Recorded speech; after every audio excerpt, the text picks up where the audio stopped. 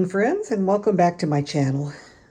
Today I just wanted to show you quickly what's blooming, and then I wanted to discuss a little bit about grooming, and I'm going to use my plant of Anne as a demo to sort of show you how African violets grow and how you generally do your grooming from the outer leaves in. But first, let's take a quick look at what's blooming here.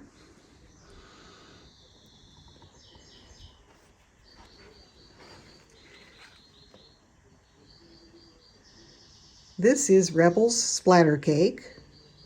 Really pretty star bloom. Pink with blue fantasy. The leaves are beautiful as well. They got the nice little kind of zigzaggedy edges.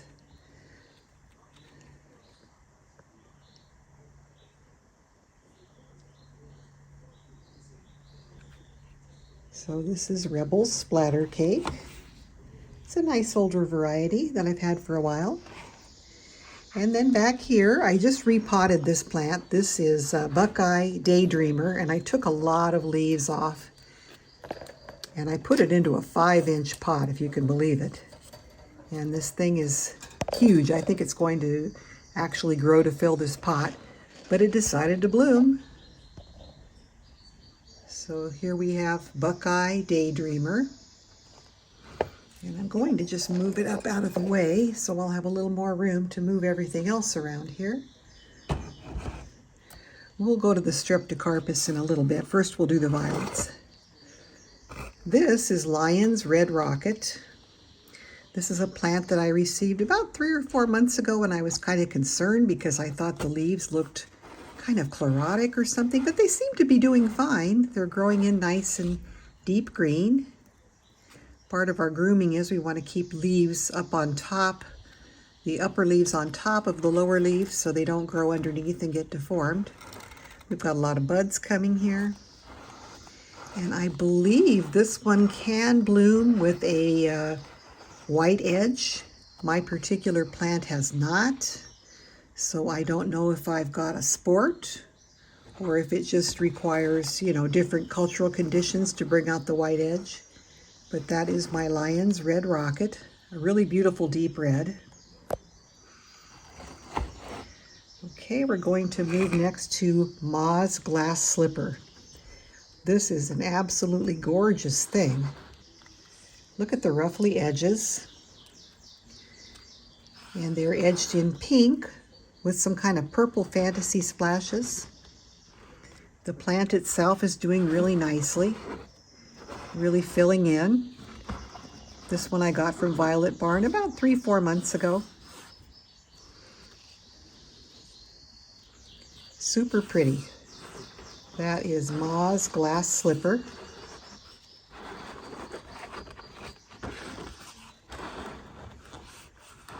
And it is available on Violet Barn. I was just checking their website yesterday to see what I can't live without. And I believe I saw this on there. Look how big this bloom is. A really pretty variety from Olive Ma Robinson. And then we've got from Mr. Robinson, Ralph Robinson, the proprietor of the Violet Barn. They sell the Ma's violets, which is his wife's cultivars. And then Rob kind of specializes in minis and semi-minis. This is Rob's Jitterbug. I love, love, love the foliage on this. It's got some variegation. Mostly my variegation has grown out and the newer leaves are growing solid color. We're getting a little warmer weather here. It's springtime. The blossoms are very pretty. Really pretty deep medium purple.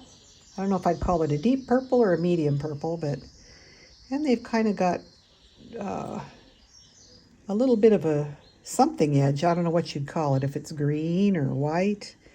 Very, very, very, very subtle. So that is Rob's Jitterbug. I think it's super pretty. And here is a plant that I've had for a long time. It was started from a leaf cutting. This is Buckeye seductress. It's a very popular plant. This is one of my plants that I had here that was neglected. It's starting to really grow nicely. I've got 3 of these plants because like I said, I did start some from leaves. So I guess I'll be giving a couple of them away. And what better time to give them away than when they're in flower? So I'll probably take this to our senior center or maybe over to my mom to her assisted living place. She might enjoy it. Buckeye seductress. And then I've showed you in the past Rob's Antique Rose. Just got one little flower there, starting to grow in its oyama pot, getting established. This is a plant that I showed you in a previous video that I repotted it into an oyama planter.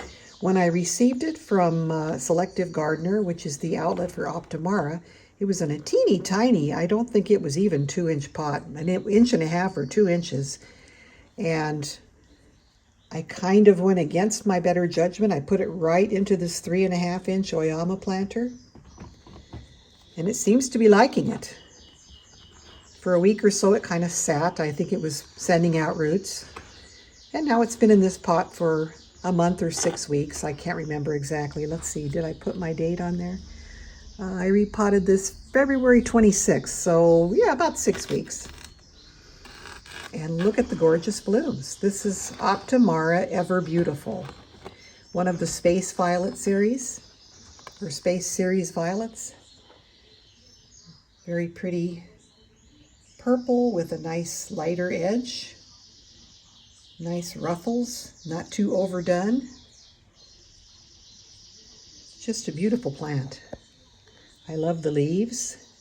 The leaves sort of match the flowers in the way they have that subtle ruffle. So that is Optimara Ever Beautiful. And next over here we've got Rob's Pewter Bells. It was a teeny plant when I got it. It didn't have very many petioles. It's been throwing out some blooms. They're bell-shaped, which is kind of one of the reasons I got it. And a real light lavender, pinky, purpley, I don't know. They're calling it pewter. It is a very pretty, delicate shade. When it first opens, it's more purpley, and then it kind of fades to a lighter color. And look what a beautiful, nice, symmetrical plant that is. Very pretty. And then back here, I've got Hunter's Cashmere, which you guys saw me about a month or so ago. I received this plant in the mail. Still got a beautiful flower there. I repotted it into an oyama pot. And it seems to be doing okay. It likes my conditions. And what will we look at next? Okay, this is Amour Elite. It is a Russian hybrid. Basically pink with some blue fantasy, semi-double blooms. It's kind of an old sentimental favorite for me because about 15 years or so ago when I really got into growing violets initially, I got a leaf of this that I saw at a show at the mall, and a lady was selling the leaves and she carefully cut a leaf for me and put it into a plastic baggie. I took it home and I grew it from a leaf. And then I lost my original plant, so I just recently bought this. I believe this came from Violet Barn also. I haven't bought anything from Linden Lion for a while. So that is Amour Elite. It also has beautiful, nice, velvety leaves that are really growing in really nice and heavily. I love that. I don't like my leaves to be kind of scroungy looking. And let's see, I think this is another violet here. We've got Sun-Kissed Rose. Got a little bit of pink and yellow in the blooms. It's not really pronounced. Very pretty. We'll see how this grows. As you can see, the center is filling in nicely. I've got these older outer leaves that are going to have to be removed at some point. This is an immature leaf down here. And see what the mature leaves look like. That gives you a good comparison. The mature leaves are more quilted. They've got more of a adult, I guess you'd call it, shape. These immature leaves are just sort of generic leaves. A lot of your violets have their initial leaves kind of look like this. And then after a while, you get rid of your immature leaves and have the more adult leaves. Here's another immature leaf. It's called that not because it's immature in and of itself, but it's a type, it's an immature type of leaf that comes from when you first start your plant from a cutting. And these are the more mature leaves up here. They're more representative of the type for the cultivar. Alrighty, and then here, this is I found out from posting on Facebook, this is a Streptocarpella. I cannot remember who in the heck gave me this cutting. Somebody gave me a cutting, I think at a plant meeting, and told me it was a gesneriate of some kind. And it turned out to be Streptocarpella. I don't know if it's a species, I don't know if it is a named cultivar, but it's really pretty. Look at all these cute little kind of Streptocarpus-y looking blooms. Got more over here. So that is my Streptocarpella. Oh, and here we have LE Magenta, still blooming. That is another Russian cultivar that came from Violet Barn earlier this year. Nice plant. You can see the center leaves are growing in nicely. The outer leaves look like they're a little, I don't know, deficient in something, maybe fertilizer.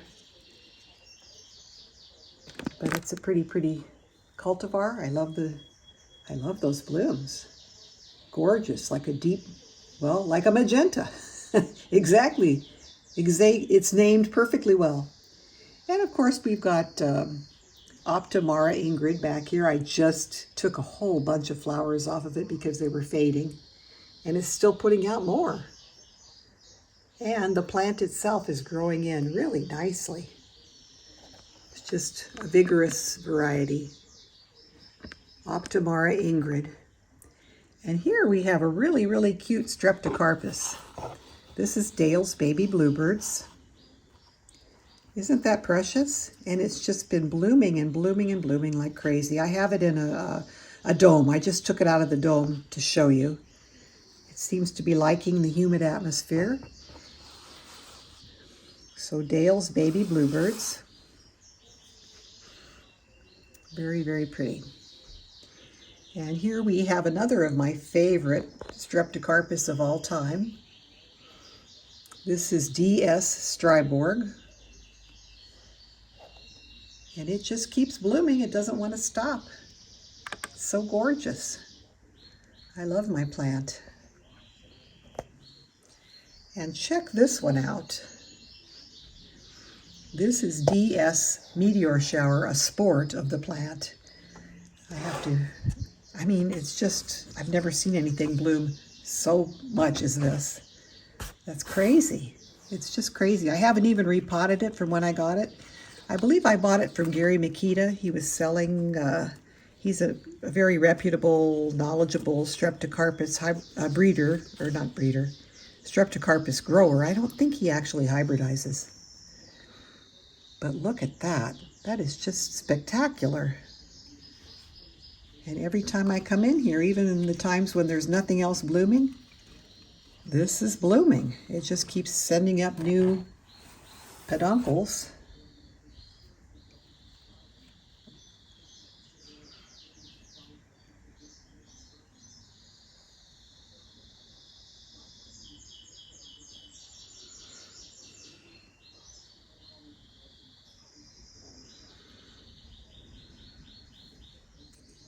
I just sort of bought this on a whim, and I'm really glad that I did. because it's just a stunner. And this is CD Sun City. I bought it because it's such a bright yellow. And to tell you the truth, even though it's a bright yellow, the flowers are sort of underwhelming to me. I mean, they're pretty. I don't know if I'd buy it again, and if it died, I don't know if I'd replace it. It's pretty. The plant really suffered a lot in shipping when I got it from my eBay seller, and it's starting to recover and grow real nice. New leaves. So that is CD Sun City. And here we have Optimara Hiroshige. This is a semi-wasp bloom. The plant is really gorgeous. It's really growing in. I've got 2 different plants of this cultivar, so I'll probably be gifting one of them to somebody. And then I wanted to show you, this is called Old Fashioned Love. I got this plant years ago from Linden Lion.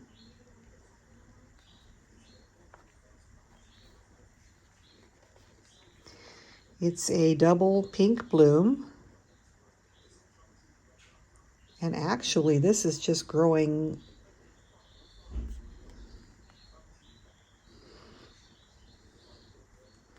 This is growing so deep in color, but yet not pink. It's more of a magenta. So I don't know if mine has sported or what. But it's got really pretty foliage too. I really like this one. And this is the plant that I really wanted to show you when we have a little discussion about grooming. I'm about ready to groom some of the immature leaves off of this plant. And if you recall, if you've been watching my videos, this plant had practically died out. It was nothing but a couple of little nothingness leaves. And over the past 6 months, it's really grown in beautifully. This is the plant when I first repotted it, and after it just grew a couple of new leaves. And here it is several months after repotting with a couple of rows of new leaves. The variegation has come in, the color, the pink and white in the variegation. And I have, now that it's bigger, it's starting to bloom. But this cultivar is not really grown for the blooms. It's grown more because of the foliage. It's so beautiful. So here you can see an example again of an immature leaf like we talked about earlier. And violets tend to grow leaves in batches of 3. You can see how they come in the center. There'll be a batch of 3. And then as you go out the other rows, you can usually kind of see a triangle shape as the plant gets bigger. So when you remove your outer leaves, what you're looking for is that kind of a pattern of 3. So I've got one here that's an immature leaf, one there, and one over here. See how that sort of forms a triangle? I've also got another one here, and I believe this is probably the next row up. Let me take a look and see. And usually, the more immature the leaf, the farther down on your stalk it is. So you can see those immature leaves are quite low on the plant stalk, the main stalk. This is down at the bottom, and that's normal. That's the bottom one. And this is also a bottom petiole. So I'm going to be removing those outer petioles. And to do that, all you do is just kind of go to the base as far as you can and give it a little push downward or to the side. And it should, if the plant's fairly well hydrated, it should just pop right off. You can use those to start new plants if you want to. I've got already another copy of this plant cooking in a humidity dome. We want to remove this one.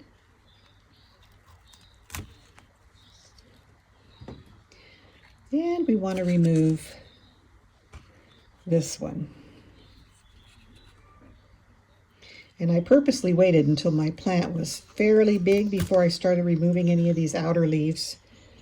I want to be sure that, because these leaves can provide some support through photosynthesis for the plant. But once you get a fairly decent sized plant going, they're not necessary anymore, these outer leaves. And this one here is going to go.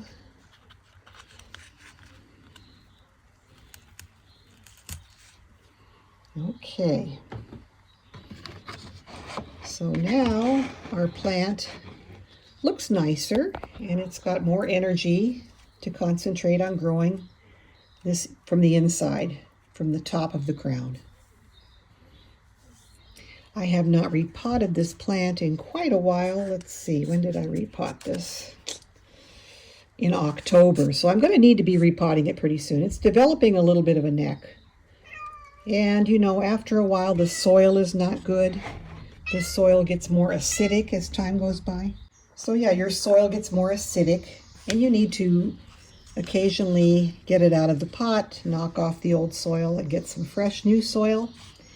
And that will help the plant really take off. So I'll be repotting this one within the next month or so. That's my goal anyway. But anyway, that just kind of illustrates to you how the immature leaves look and how we do our grooming as we go along. Then you also periodically want to turn the plant so that it doesn't, it'll lean towards whatever your light source is. And if you see it leaning, say it's leaning this way, you want to turn it so the other side will lean that way and it'll kind of straighten itself out. So that's one way to grow your plants more symmetrically. And I almost forgot to show you some of the things that are blooming in my south bedroom here. Here we've got Max Elegant Emerald. It's a miniature with white blooms. They're pansy shaped, which I love. You see they've got the two upper lobes or the two upper petals that are smaller than the three lower ones. And it's got a little bit of green edging. So that's a really pretty cultivar. And here we've got Hunter's Roping the Wind. I was lucky enough to find this on Violet Barn, and I snatched it up as soon as I saw it because I had seen pictures of this cultivar and I had wanted it. I had put it on my wish list, and luckily my wish came true. So we've got Hunter's Roping the Wind. Again, I got this plant from Violet Barn that it's got quite a bit of a neck. And it's a mature plant. It doesn't look like a new start. So I'm going to need to repot this pretty quickly. This was last repotted last spring. So I don't know if they used it for leaf propagations or something, but anyway, that's fine. I will be happy to have it any way I can get it. This bloom is starting to go. It's just so pretty. The different shades of purple and then the green ruffly edging. I can't stop staring at it. Look at the green. Look at the green edging. So pretty. All right, then we're going to move. This is my old Buckeye Seductress that I've had for quite a long time. My main plant. Still, the blooms have been on here for a while. They're still kind of hanging in there. This is a very pretty double purple with a nice white edge, and there's a little hint of green to the edge of this one too. Buckeye Seductress. It's a very popular plant for show. I'd say it's one of the top Buckeye cultivars that people enjoy growing. And then we've got, this is Ness's Orange Pico, which I got from Violet Barn. It had quite a neck. It was an older plant, and I repotted it into my Oyama planter here, which is an automatic watering planter. I've done separate videos about those. And it had some blooms when I bought it, and it's put out a few more. I wouldn't really call them orange. It's sort of a corally pink. But the name of the plant is Orange Pico after the tea. So I don't know, maybe Orange Pico tea is sort of a shade like that. I don't know. But that is really a very pretty cultivar. Nice plant. And here I put my rose bouquet into a humidity bag, hoping it would encourage the leaves to grow a little more nicely. You can see how pretty the flowers are. They're just beautiful. And I've left the top of the bag open. It's just, I left it in the bag to kind of provide a little extra humidity without making it overly soaking, overly wet. And I'm hoping that the inner leaves will grow out more happily than they would just sitting on the shelf. So we'll see if my experiment works. Well, I hope you enjoyed this quick look at what's on the stands and a little discussion about grooming. We will talk to you all again in the next video. Bye now.